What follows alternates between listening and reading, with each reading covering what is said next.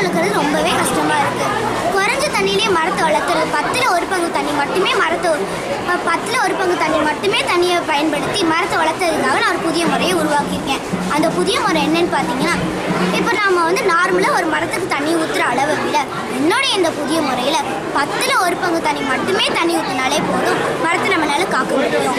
இனி வருங்காலத்தில் இந்த முறையை நாம் பயன்படுத்தி 10ல் 1 பங்கு தண்ணி மட்டுமே தண்ணி ஊற்றினோன்னா மரமெல்லாம் பட்டு போகாமல் காயாமல் இறக்காமல் மரத்தை நம்மளால் காக்க முடியும்.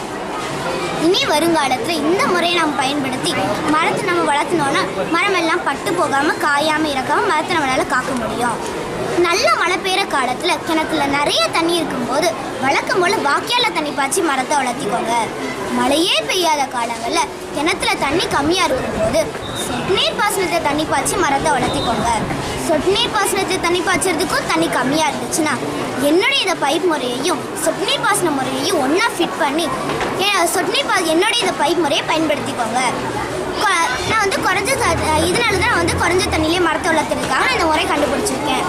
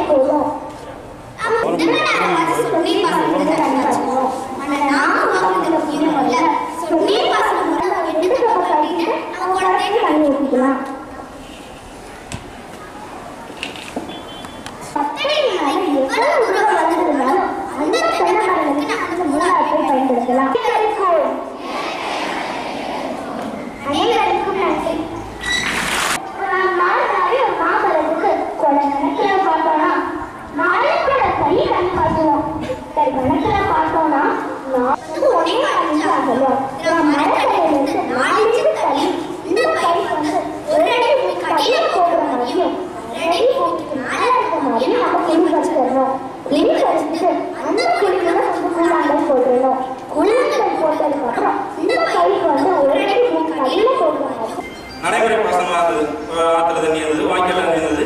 அது கொஞ்சம் எந்த பிரச்சனையும் இல்லாத